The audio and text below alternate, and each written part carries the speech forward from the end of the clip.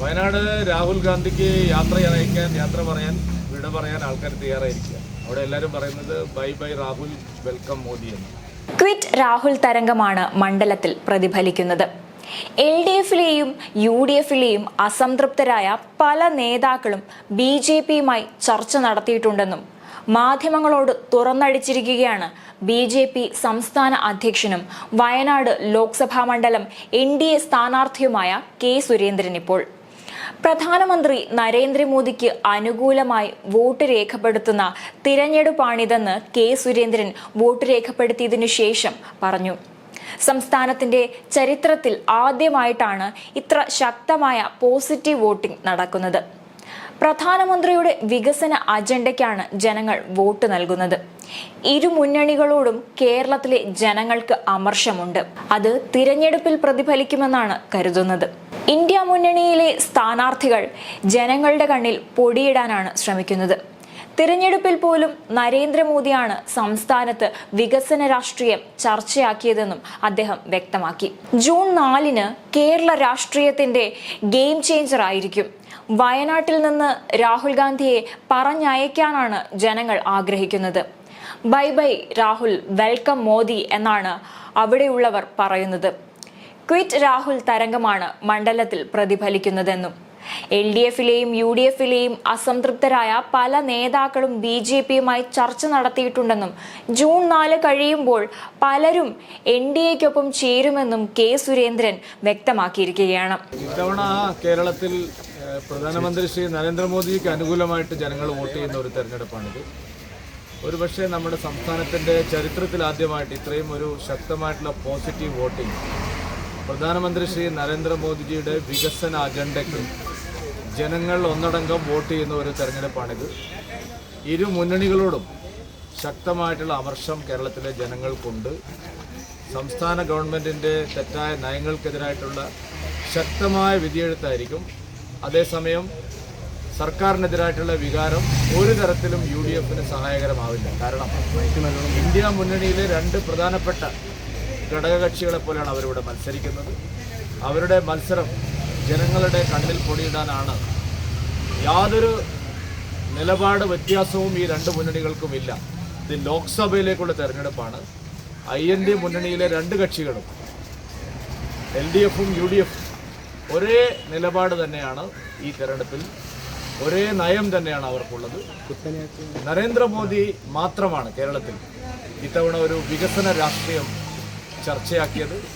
കേരളത്തിൻ്റെ ഇന്നത്തെ ദുരവസ്ഥയ്ക്ക് പരിഹാരം കാണാൻ സാമ്പത്തിക പ്രതിസന്ധി, വിലക്കയറ്റം, വലിയ തോതിൽ ഭീകരമായിട്ടുള്ള അഴിമതി, സഹകരണ കൊള്ള, വർഗീയ രാഷ്ട്രീയം, ഇതിനെല്ലാം എതിരായിട്ട് ജനങ്ങൾ മോദിക്ക് അനുകൂലമായി വോട്ട് ചെയ്യും. ഇത്തവണ പോസിറ്റീവ് വോട്ടിംഗ് ആയിരിക്കും, ഒരു സംശയവുമില്ല. എല്ലാ മണ്ഡലങ്ങളിലും മോദിജിക്ക് അനുകൂലമായിട്ടുള്ള ശക്തമായിട്ടുള്ള ജനവികാരമാണുള്ളത്.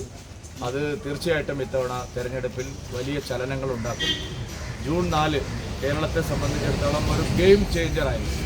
കേരള രാഷ്ട്രീയത്തിൻ്റെ കൃത്യമായിട്ടുള്ള ഒരു മാറ്റമായിരിക്കും. വയനാട് രാഹുൽ ഗാന്ധിക്ക് യാത്ര പറയാൻ വിട പറയാൻ ആൾക്കാർ തയ്യാറായിരിക്കുക. അവിടെ എല്ലാവരും പറയുന്നത് bye bye Rahul, welcome Modi എന്ന്.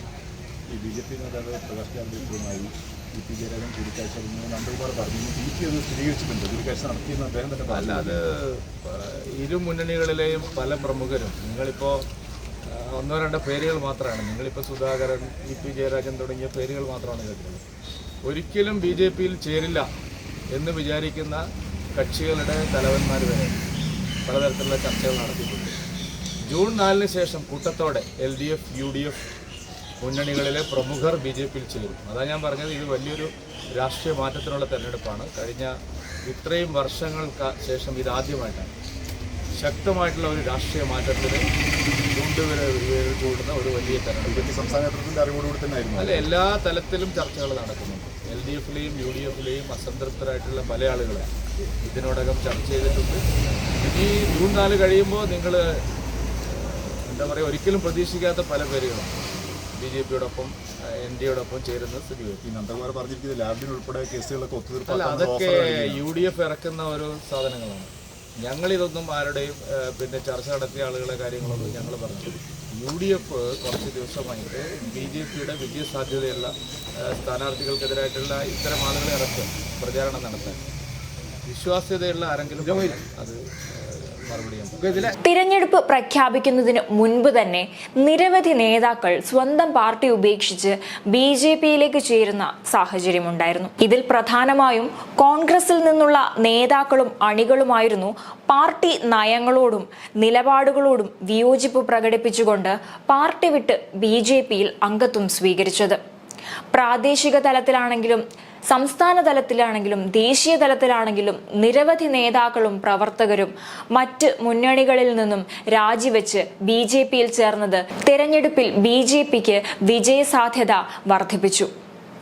ഇപ്പോഴിതാ തിരഞ്ഞെടുപ്പിന്റെ ഈ ഒരു നിർണായക ഘട്ടത്തിൽ BJP സംസ്ഥാന അധ്യക്ഷനായ K. സുരേന്ദ്രൻ തന്നെ പറയുകയാണ് ജൂൺ 4 കേരള രാഷ്ട്രീയത്തിന്റെ ഗെയിം ചേഞ്ചർ ആയിരിക്കുമെന്ന്. മാത്രമല്ല ഇത്തവണ BJPക്ക് കൂടുതൽ അനുകൂലമായൊരു സാഹചര്യമാണ് നിലവിൽ ഉണ്ടായിരിക്കുന്നത്. തീർച്ചയായും അത് തിരഞ്ഞെടുപ്പിൽ പ്രതിഫലിക്കും എന്ന വിശ്വാസത്തിലാണ് നേതാക്കളും അതുപോലെ തന്നെ പ്രവർത്തകരും. മാത്രമല്ല മറ്റ് 2 മുന്നണികളിൽ നിന്നും കൊഴിഞ്ഞുപോക്കുണ്ടാകുമെന്ന് ഒരു സൂചന കൂടി K. സുരേന്ദ്രൻ നൽകുന്നുണ്ട്.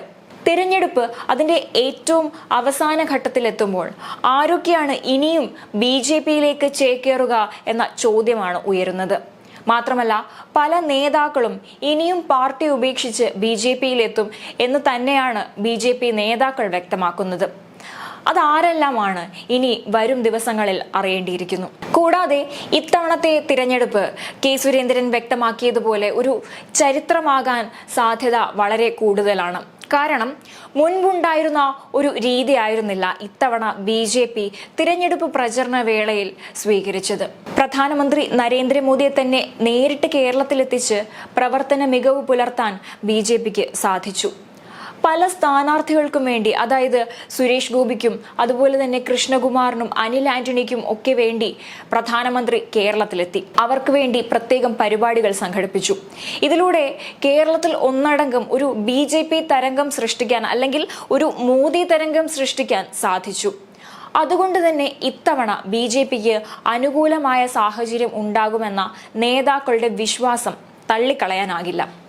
ഇതുകൂടാതെ K. സുരേന്ദ്രൻ പറഞ്ഞതുപോലെ രാഹുൽ ഗാന്ധിക്ക് എതിരായ ഒരു ജനവികാരം വയനാട് മണ്ഡലത്തിൽ നിലനിൽക്കുന്നു എന്നുള്ളത് ഒരു വാസ്തവം തന്നെയാണ്.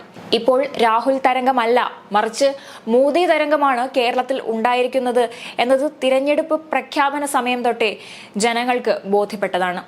വയനാട് മണ്ഡലം പോലെ തന്നെ മറ്റ് പല മണ്ഡലങ്ങളിലും, അതായത് UDF അനുകൂല മണ്ഡലങ്ങളിൽ പോലും BJPക്ക് സ്വാധീനം ചെലുത്താൻ സാധിച്ചിട്ടുണ്ട് എന്നുള്ളത് ശരിയാണ്. അതുകൊണ്ട് തന്നെ K. സുരേന്ദ്രന്റെ വാക്കുകൾ എടുത്തു പറയുകയാണെങ്കിൽ ഇത്തവണത്തെ തിരഞ്ഞെടുപ്പ് ഒരു ചരിത്രം തന്നെ സൃഷ്ടിക്കാൻ സാധ്യതകളുണ്ട്.